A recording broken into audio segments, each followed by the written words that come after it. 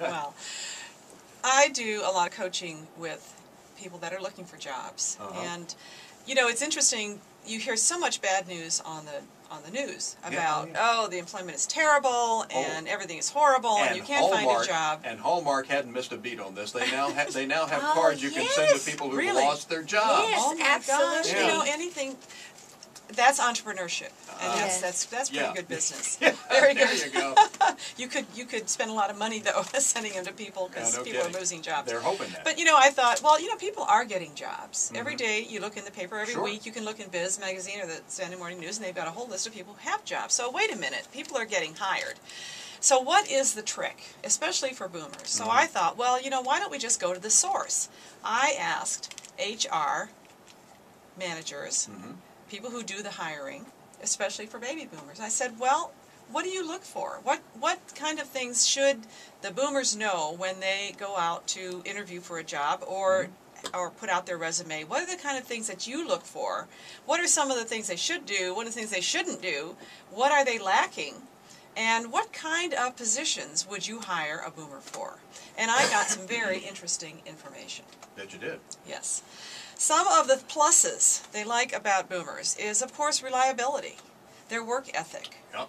They show up for work. I remember when I was an HR director hiring people, I said, you know, if you can show up every day for work, you're going to at least get a B+ from me, because that's so important. So the reliability factor, some experience, I got some of that. The things that are lacking, technology and flexibility. You know, those are the kind of skills that you're looking for, and it really doesn't matter what kind of a job you have anymore. You're going to have to use technology, because we are either typing or texting or tweeting. We're doing something with communication skills. So you've got to have your good communication skills, but they've got to be able to use those in technology. No matter what you do. Even if you don't know something, you might get on-the-job training, but nobody's going to sit there with you and point to the screen and show you everything to do. They'll say, hey, there's a tutorial on there. Get the tutorial, go through it, and here I need this report in an hour. So you have to be flexible, you've got to be fast, and you've got to bring up your skills. Now, I was in Barnes & Noble yesterday. There are books on everything. Everything you wanted to know about how to use any kind of technology, any kind of software, you can find it.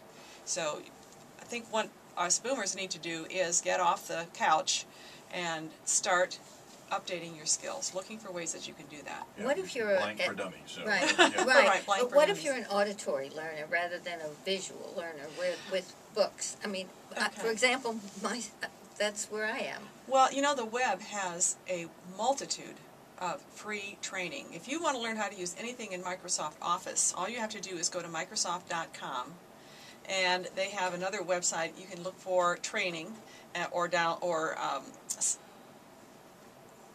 some kind of training on there, and it'll take you to Office.com. And you can learn any of their programs, and it's on screen. And it actually does point to everything as you go along. So it's very visual. And the nice thing about that is you can go back. If you miss something, you can go back, or you can go over it 2 and 3 times. So there's a lot of free training online. So all you have to do is Google whatever you're looking for. So by visual, you also mean it's auditory at the same time. It's auditory and it's visual, yes. It'll talk to you, and it'll point to the screens. It shows you exactly what it moves around.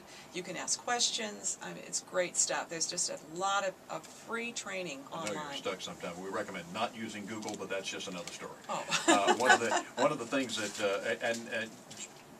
the fellow who comes and repairs our computers for my wife Pam and me, his name, believe it or not, Ripley, is Tom Hacker. Oh my goodness! And so our computer hacker comes in and works. But I said, Tom, where'd you learn all this stuff? He said, I learned it online. He said, I was interested in it, and I just went to these websites and learned all this stuff. And he's marvelous.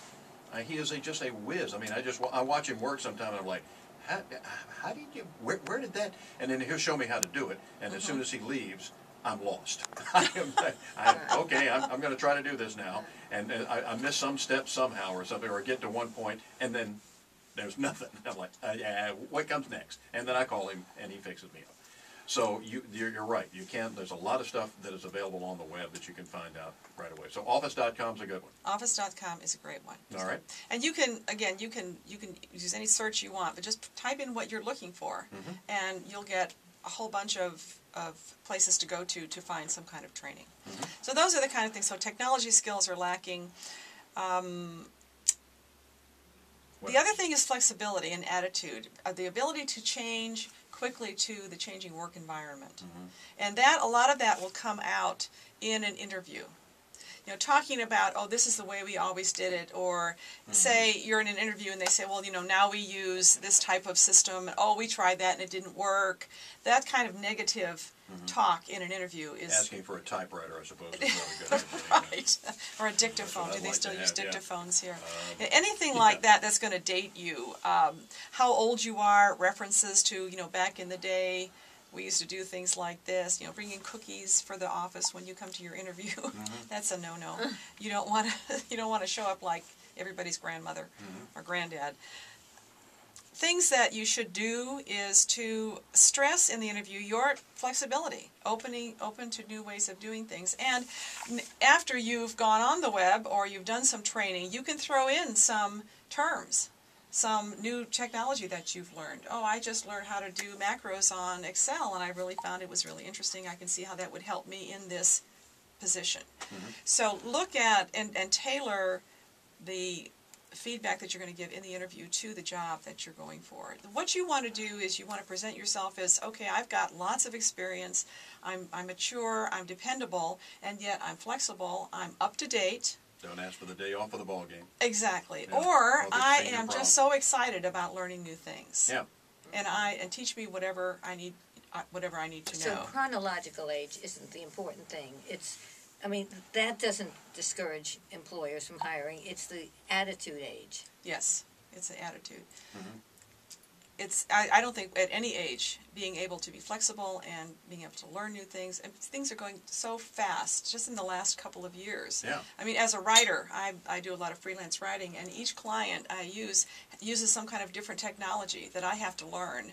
I'm just starting to use Readable, which is you can take content and put it into this website, and it'll tell you what level you are writing at, say a 9th grade level or a 10th grade level. And for one, I have to go down to a 7th grade level. So I have to do a lot of editing.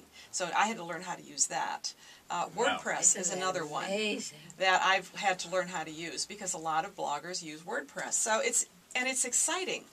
You know, it's challenging and it's exciting because you're always learning new things, and it's amazing too how much confidence that you gain personally when you can go on and tackle something and say, wow, I can really do this. It has a lot to do with your attitude. And I think success builds on success. And you know, while a lot of people are looking for jobs, you spend time at home. You're there looking for jobs, you're looking at job postings and worrying about this or that. Take that time. You know, get up in the morning and say, okay, today I'm going to tackle Word. Go on office.com and go through that tutorial. Tomorrow I'm going to do Excel. Tomorrow I'm going to do this. Get yourself a schedule, because in a week or 2 or 3 you're going to learn enough to practice so that when you go into the interview you say, well, you know, last week I was just doing a tutorial on Word so I could brush up on my skills. Now that, to a hiring manager who you've already got the maturity, you've got the dependability, you've got a great bunch of experience, and now, look, you're taking the initiative to build your skills. That's exciting to me as a hiring manager. And I know there's some senior groups that get together. I think there was a group of ladies recently that I heard about that got together, you know, and they're in their 70s and 80s, and they get together kind of like bingo, and they do computer stuff. Oh, yeah. That would be fun. You know, yeah. So there are groups for the aged as well. Exactly. So very good. Thank Mary you Nestor Harper. so much. She is an HR consultant. Tell them where they can find you, Mary. They can find me on www.mjnhconsulting, or you can email me at mjnspeaks@comcast.net. Or through our website. Or through Aegis Media Network. .com. All right. Mary, keep up the great work. Good seeing you. Congratulations again on your award from Toastmasters. Thank you so much. All righty. And Audrey?